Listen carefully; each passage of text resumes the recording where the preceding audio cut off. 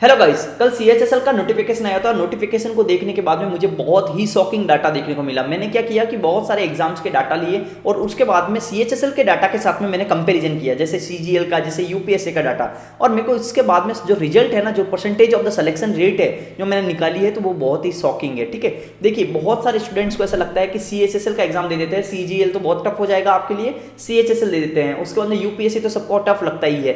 ठीक है, लेकिन अगर आप डाटा को अगर आप गौर से देखेंगे ना, तो आप है ना डिफरेंट रिजल्ट आपको देखने को मिलेगा। ठीक है, और सबसे पहले तो मैं आपको ये बता देता हूं कि आपकी जो बेसिक जो इन्फॉर्मेशन है जो नोटिफिकेशन में दी हुई थी, वो सबसे पहले मैं आपको दे देता हूं। उसके बाद में हम लोग इन डेप्थ बात करते हैं कि जो डाटा है वो क्या शो करता है। ठीक है, देखिए 18 जुलाई तक आप है ना सीएचएसएल के नोटिफिकेशन के हिसाब से आप है ना फॉर्म को भर सकते हैं, लेकिन जो एग्जाम की डेट है वो आपके 8 सितंबर से लगाकर 18 सितंबर तक आपके एग्जाम की डेट रहने वाली है। उसके बाद में मेंस का है ना फरवरी और मार्च दिया हुआ है। ये तो आपको बेसिक इन्फॉर्मेशन आपको नोटिफिकेशन के अंदर में मिल जाएगी। लेकिन अगर आप वैकेंसी को देखें, वैकेंसी जो इस बार की वैकेंसी है वो है 3131।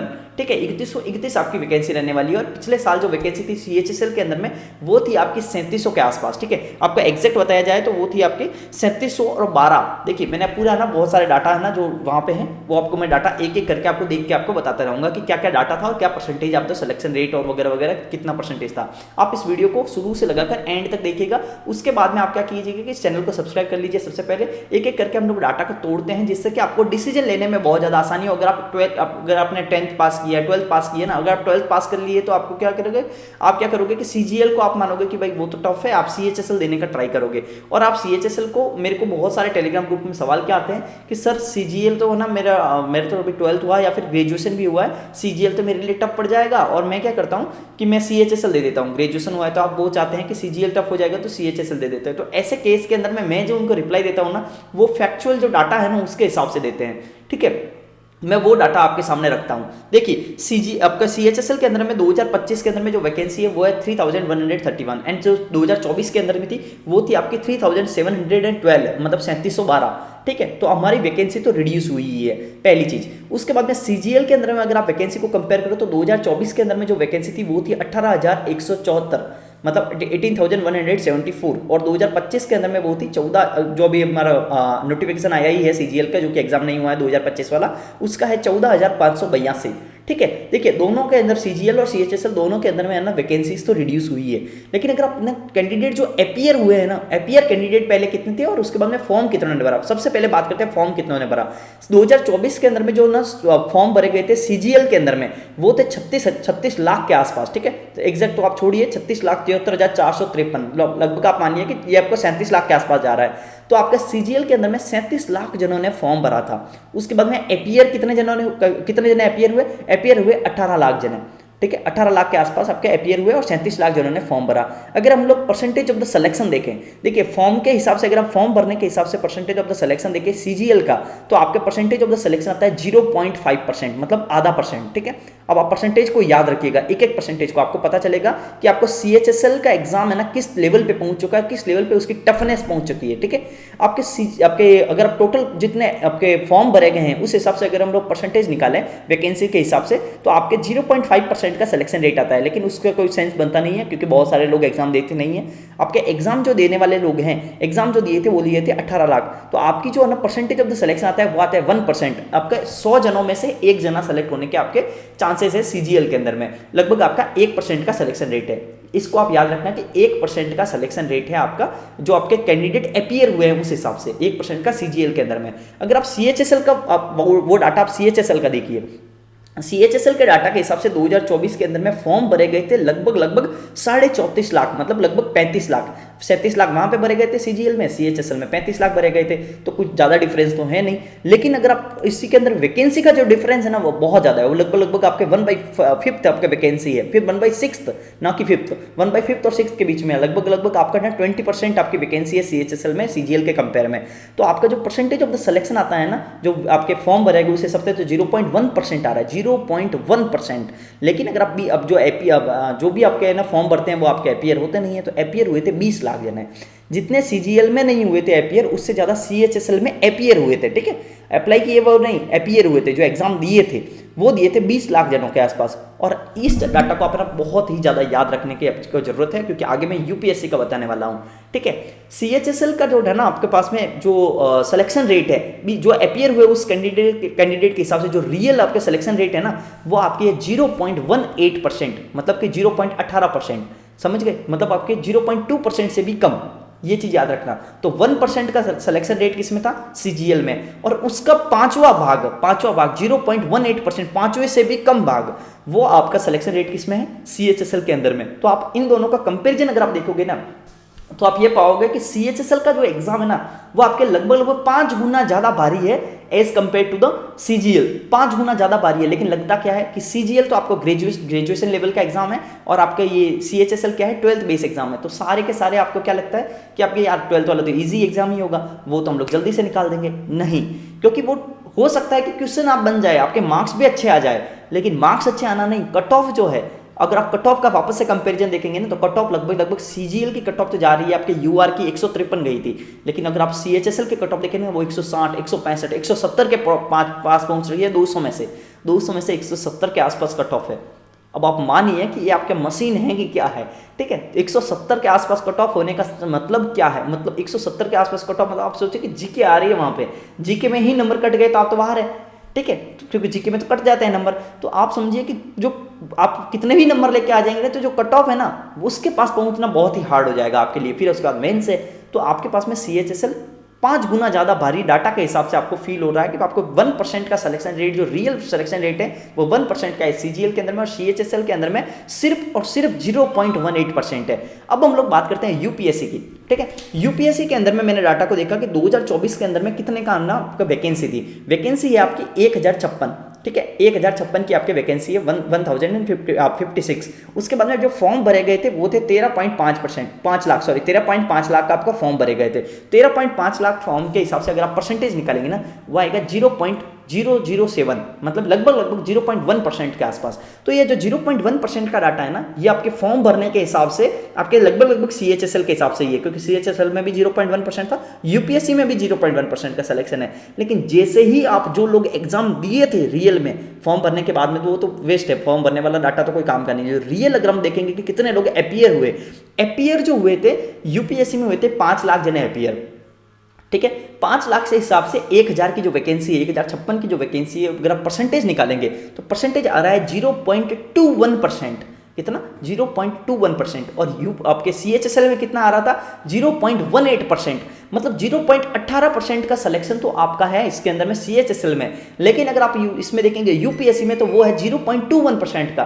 तो इवन यूपीएससी का जो परसेंटेज ऑफ द सिलेक्शन है, उससे भी कम सिलेक्शन रेट आ रहा है आपका सीएचएसएल के अंदर में।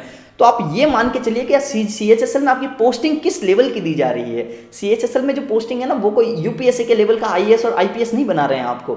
सीएचएसएल में आपकी पोस्टिंग और यूपीएससी के अंदर में आपकी पोस्टिंग, इनका तो कोई कंपैरिजन ही नहीं है। और इसके लिए जो आपकी कंपटीशन है, जो आपका टफनेस का लेवल है, आप ये मान के चलिए कि अगर आप सिर्फ परसेंटेज ऑफ द सिलेक्शन के बेस पे देखेंगे ना, तो आप, क्योंकि अल्टीमेटली मैटर वही करता है, ठीक है, आपका पेपर का क्या लेवल है क्या नहीं है, ये तो कोई मैटर ही नहीं कर रहा है ना। क्यों मैटर कर रहा है, मैटर तो अल्टीमेटली वो कर रहा है वैकेंसी कितनी और कितने लोग अपेयर कर रहे हैं, परसेंटेज ऑफ द सिलेक्शन क्या है।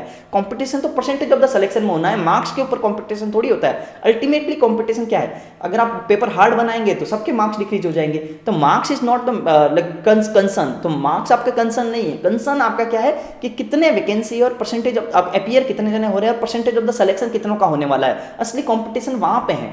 तो अगर आप यूपीएससी से कंपेयर करोगे तो उससे ज्यादा आपका सीएचएसएल जा रहा है। अगर मेरे को तो टेलीग्राम में बहुत ज्यादा आपको सवाल पूछे जाता है कि सर मैं आपका सीएचएसएल का दे दूं क्या, आपके 3 महीने में सीएचएसएल निकल जाएगा क्या। भाई आप ये सोचो कि क्या यूपीएससी 3 महीने में निकल जाएगा। अगर आपका आंसर है कि नहीं यूपीएससी 3 महीने में नहीं निकलने वाला है, तो आप सीएचएसएल को कैसे सोच सकते हैं। क्योंकि सीएचएसएल का अगर बेसिक से स्टार्ट करके अब बेसिक से स्टार्ट करते हैं ना, मैंने दिया था पहला एग्जाम सीजीएल का ना, मैंने मॉक दिया था ना, मेरा पहला आया था 200 में से 60 नंबर। तो आप 60 नंबर से जो आप 170 नंबर की बात कर रहे हैं, 60 से 170 पहुंचने में हालत खराब हो जाती है, ठीक है। तो आप ये मान के चलिए कि अगर आप 1 साल मिनिमम से मिनिमम आप 8 महीने 9 महीने का अगर डेडिकेटेड प्रिपरेशन नहीं कर रहे हैं ना, तो सीएचएसएल निकलने वाला नहीं है। इवन आपके सीजीएल निकल जाएगा, इवन आपका सीजीएल निकल जाएगा लेकिन सीएचएसएल नहीं निकलने वाला है। जबकि इजी कौन सा है? इजी तो आपका सीएचएसएल है, 12th बेस एग्जाम है, लेकिन परसेंटेज ऑफ द सिलेक्शन किसका कम है? आपका सीएचएसएल का कम है। सीजीएल का तो इससे 5 गुना ज़्यादा है सिलेक्शन रेट, सिलेक्शन होने का चांसेस। तो अल्टीमेटली मैं आपको बता रहा हूँ। और ये ना कमियाँ किस में हैं? ये कमियाँ देखिए, एक तो वैकेंसी कम है, इसका तो क्या ही किसको दोष दें, लेकिन सबसे इंपॉर्टेंट चीज़ है कि इसमें पेपर बनाने वाली वो चीज़ है ना, वो भी आपका बहुत बड़ा, और जो रूल्स है ना वो बहुत बहुत बहुत खतरनाक है एसएससी के।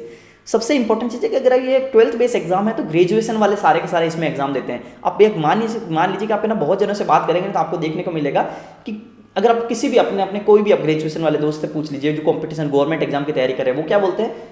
सारे एग्जाम के फॉर्म भर देते हैं ना, सब दे देते हैं ना, चाहे वो ग्रेजुएटेड है चाहे वो कुछ भी किया हुआ है ना, सारे एग्जाम के फॉर्म भर देते हैं ना, कुछ किसी में तो हो जाएगा। तो सारे ग्रेजुएशन वाले 12th वाला एग्जाम दे रहे हैं, पहली चीज़।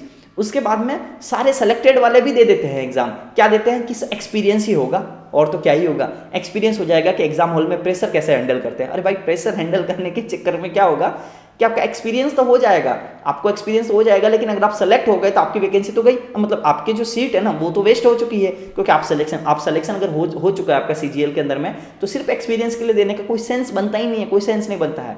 ठीक है, एक्सपीरियंस के लिए दे रहे हैं, वैकेंसी गई, तो ये भी आपका बहुत बड़ा कंसर्न है। तो इसके ऊपर में पहली बात तो बहुत ज़्यादा आपको रूल्स है ना चेंज करने की बहुत ज़्यादा जरूरत है कि क्या ग्रेजुएट वाले को भी 12th वाला एग्जाम देना चाहिए। पहला तो यही कंसर्न है, लेकिन ये बहुत बड़ा चीज़ हो गया। लेकिन दूसरी चीज़ है कि जो सिलेक्टेड है क्या उन्हें देना चाहिए, ये भी बहुत बड़ी चीज़ है। तीसरी चीज़ आपका क्या है, क्योंकि सीएचएसएल तो बहुत नीचे लेवल पर आ जाता है, जो लोग सीजीएल में सेलेक्टेड हो चुके हैं वो भी सीएचएसएल दे रहे हैं। यहाँ है कंसर्न की बात, कंसर्न तो यहाँ है। सीजीएल में सेलेक्टेड हुआ है, सीजीएल ही दे रहे हैं, तो वो हो सकता है कि पोस्टिंग के लिए दे रहे हो, लेकिन सीजीएल होकर सीएचएसएल क्यों दे रहे हैं, वो चीज़ समझ ही नहीं आता है। उसके बाद में दूसरी चीज़ क्या है कि ये ग्रेजुएटेड वाला, और दूसरी चीज़ है पेपर का लेवल। अब आप पेपर के लेवल को देखेंगे ना, मेरा खुद का सर खराब हो जाएगा ठीक है ना। पेपर मैंने देखा है पूरा सीएचएसएल और सीजीएल का, कुछ भी चेंज नहीं है। ठीक है, डायरेक्ट कॉमन टेंजेंट और इनडायरेक्ट कॉमन टेंजेंट सीएचएसएल में भी पूछना है तो सीजीएल में भी पूछता है। ठीक है, सीजीएल में और सीएचएसएल में दोनों में इनडायरेक्ट कॉमन टेंजेंट का सवाल, डायरेक्ट कॉमन टेंजेंट का सवाल आ रहा है। पूरा का पूरा सिलेबस सेम है, ए टू जेड चीज सेम आती है, ए टू जेड चीज सेम आ रही है, ए टू जेड चीज। ठीक है ना, आप सीएचएसएल का पेपर देख लो और सीजीएल का पेपर देख लो, कुछ फर्क पता ही नहीं चलता कि सीएचएसएल था कि सीजीएल था, सब कुछ सेम। हल्का सा जो पैटर्न है ना वो थोड़ा सा नंबर ऑफ द क्वेश्चन का मेंस के अंदर में चेंजेस है कि मेंस के अंदर में थोड़े कम सवाल आते, 360 नंबर के आसपास ही पेपर रहता है और उसके अंदर में 390 का था सीजीएल में। बाकी तो कुछ फर्क ही नहीं पता चलता है आपको।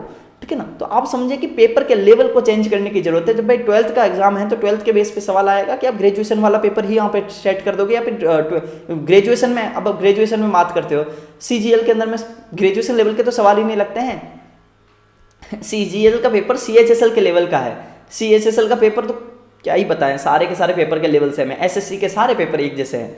ठीक है, एक जैसे पेपर सारे के सारे एक जैसे, एक बार तैयारी करो सारे एग्जाम दोगे आप। ठीक है, तो ये बहुत बड़ा कंसर्न की चीज़ है।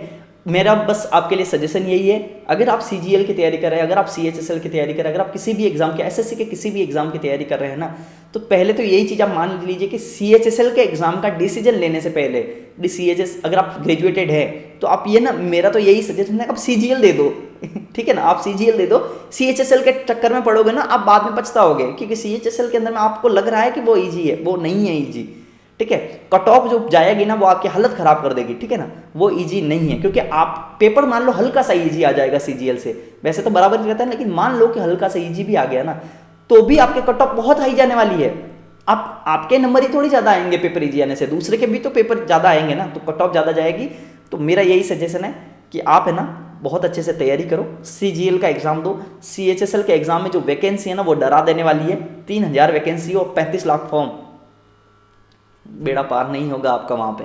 ठीक है ना, बेड़ा पार तो सीजीएल में होने का चांस है। ठीक है, तो ये आपका मेरी तरफ से चीज़ है। आप मुझे कमेंट करके जरूर बताओ कि आपको क्या फील होता है, क्या यूपीएससी, सीजीएल और सीएचएसएल, देखो यूपीएससी में इतनी बड़ी पोस्ट मिलती है और इसके लिए इतना अगर कंपटीशन है ना, तो वो जस्टिफाई करता है कि हाँ भाई जस्टिफाई हो रहा है कि इतनी बड़ी वैकेंसी, इतना बड़ा पोस्ट आईपीएस मिलने वाला है आपको, और इतना बड़ा कंपटीशन हम लोग फेस करके जाएंगे। लेकिन भाई उस लेवल का कंपटीशन अगर आप सीएचएसएल में दे रहे हो, जिसके अंदर पोस्ट ही क्या मिल रही है आपको, 25-30 हज़ार की सैलरी वाली पोस्ट के अंदर में आप इस लेवल की बात कर रहे हैं ना, तो वो तो बर्बाद है। ठीक है ना। इस लेवल का कंपटीशन सिर्फ इतने छोटे सी पोस्ट के लिए तो एकदम जस्टिफाई नहीं करता है। तो आप क्या करें, अच्छे से एग्जाम की तैयारी करें, सीजीएल वगैरह दे, थोड़ा ढंग का पोस्ट मिल जाएगा, ठीक है। और पेपर का लेवल तो एकदम घटिया, दोनों के दोनों बराबर आते ही हैं, एकदम कोई सेंस बनता ही नहीं है ना, पेपर के लेवल में कोई अच्छा ही है। तो आप देख लीजिए कि कैसे आपको कौन सा चीज़ देना है, मैंने डाटा आपको सामने रख दिया है। आप अब मुझे कमेंट करके जरूर बताओ कि आपको क्या फील होता है, ठीक है। चलिए, थैंक यू। और एक इंपॉर्टेंट चीज, अगर आप किसी भी एग्जाम की तैयारी कर रहे हैं ना, सीजीएल, सीएचएसएल, सीपीयू, एसएससी के कोई भी एग्जाम की, तो मेरे वन शॉट सीरीज मैथ्स का चल रहा है, आप मैथ्स का वन शॉट सीरीज देख लो। आपको किसी भी टीचर के कोई भी 500 घंटे के कोर्स की जरूरत आपको नहीं पड़ेगी। एक एक टाइप, एक एक चीज मैंने आप पूरा का पूरा वन शॉट में कवर करवा दिया है। सीजीएल के सारे जो 36 शिफ्ट के पेपर है ना, वो मैं सॉल्व करवा रहा हूँ, 25-30 शिफ्ट मैंने सॉल्व करवा दी है। पीवाईक्यू सीरीज आपकी चल रही है, पूरा का पूरा देखो, आपको बहुत एक फायदा मिलेगा। मैंने आपको ना मेंसुरेशन करवा दिया है, परसेंटेज करवा दिया, प्रॉफिट लॉस करवा दिया है, डिस्काउंट वगैरह करवा दिया है, बहुत सारे ज्योमेट्री करवा दी है, बहुत सारे चैप्टर मैंने करवा दिए हैं। तो आप जल्दी से जाओ, वन शॉट देखो और पीवाईक्यू सीरीज देखो, आपको यूट्यूब के ऊपर में सबसे बेस्ट लगेगा, आई गारंटी। आप कमेंट सेक्शन देख के देख लेना, आई गारंटी कि आपको सबसे बेस्ट लगेगा, आपको एक भी टाइप वहां पे छोड़ा नहीं गया है, ठीक है। चलो जल्दी से जाओ और चैनल को सब्सक्राइब करना नहीं भूलना है, ठीक है। Thank you for watching this video. चलो बाय बाय।